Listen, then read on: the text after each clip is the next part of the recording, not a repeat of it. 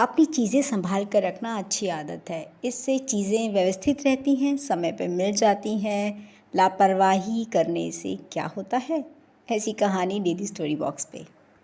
ईशान जब भी स्कूल से आता हमेशा की तरह अपना बस्ता लापरवाही से पटक देता और बस्ते की सारी चीज़ें बाहर गिर जाती। अपना बैट उठाता और खेलने चला जाता। एक दिन उसे किसी के करहाने की धीमी धीमी आवाज़ सुनाई दी। आ, आह, आह। ये कौन है? मम्मी तो है नहीं। ये कौन रो रहा है? अरे, कमरे में तो कोई भी नहीं है। ये कौन बोला? पर्दे के पीछे खड़ा होकर सुनने लगा तो मेरे बस्ते की आवाज़ है। बहुत तेज दर्द हो रहा है, क्या करूं? ईशान मुझे रोज ऐसे ही पटक देता है।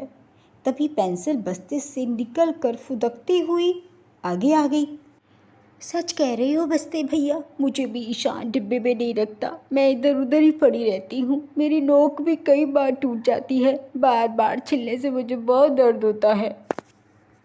तभी रबड़ भी बस्ते के कोने से झांकते हुए कहता है, अरे मेरा हाल तो देखो, मुझे तो ईशान बहुत ज़ोर ज़ोर से रगड़ता है। कितनी काली हो गई हूँ मैं। रोज़ गलतियाँ करता है और मुझे घिस घिस कर छोटा कर देता है। मेज पर रखी कॉपी किताबें भी खिसक खिसक कर आगे आ गई और अपनी कहानी दुख भरी वो भी सुनाने लगी। हाँ बहन, हमारा भी यही हाल है। हमारे सफ़ेद सफ़ेद वाइट पेजेस को ईशान उन्हें अक्षर ठीक से नहीं बनाता, ना ही लेटर्स ठीक से लिखता है। रबड़ से घिसता रहता है, मिटाता रहता है। कभी कभी तो हमारे पेजेस फट जाते हैं और उसका पता है उसमें काम इनकम्प्लीट रहता है। किताबें भी दुखी होकर कहने लगती हैं, हमारी तो जल्द ही फट गई है। हम पर जगह जगह लिख कर हमें गंदा कर दिया है। हमारे पेजेस फट गए हैं, इधर उधर पड़ी रहती हैं और बैग में भी नहीं डालता। टीचर कितना कहती है कि हम स्कूल लेकर आए, लेकिन नहीं लेकर जाता। तभी गंदी सी स्मेल आने लगी। सबने अपनी नाक बंद कर ली। खाने के डिब्बे ने धीरे धीरे ढक्कन खोला और सब अपनी नाक बंद करके भागने लगे। इसमें मेरी क्या गलती है? ईशान मुझे रखा हुआ खाना पूरा ख़त्म नहीं करता है।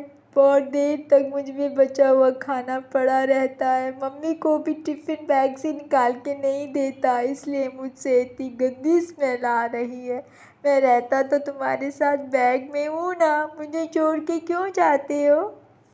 बस्ती ने सबसे कहा, मत परेशान हो, हम सब मिलकर ईशान से बात करते हैं। ईशान यह सब सुन रहा था, हैरान हो गया और पर्दे से बाहर आके बोला, मेरे प्यारे दोस्तों, मैंने आप सब की बातें सुनी हैं, मुझे माफ़ कर दो। I am so sorry. मैं आप सबको संभाल के रखूँगा। आपकी वजह से ही तो मैं पढ़ पाता हूँ और मैं आपका ही नहीं ध्यान रखता। मुझसे बहुत बड़ी गलती हो गई है। ईशान ने जल्दी से अपना बस्ता उठाया, उसे झाड़ा, पेंसिल, रबर, रूलर सब कुछ डिब्बे में रखा, कॉपी किताबों को अच्छे से रखा, उन पे कवर चढ़ाया और एक टाइम टेबल बनाया कि और अपने आप के लिए एक रिमाइंडर भी उसने कहा कि मैं रोज़ अपने आप को रिमाइंडर दूंगा कि मुझे स्कूल क्या लेके जाना है और अपना काम कब ख़त्म करना है।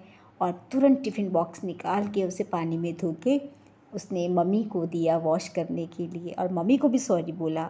और इस तरीके से ईशान अच्छे से अपने सबसे बेस्ट फ्रेंड अपने बैग को संभाल कर रखने में कामयाब हो गया और उसका चेहरा स्माइल करने लगा। बैग ने कहा, थैंक यू ईशान, अगर तुम हमें अच्छी तरह रखोगे ना तो हम भी तुम्हारी हेल्प करेंगे और तुम्हें फर्स्ट पोजीशन पर लेकर आएंगे। आदत तो अच्छी है, पर कहानी सुन के लाइक ना करना और कमेंट्स ना करना ये अच्छी आदत नहीं है। सब्सक्राइब कीजिए, लाइक कीजिए, कमेंट्स कीजिए। इससे भी ज़रूरी अपना ख्याल रखना ना भूलें।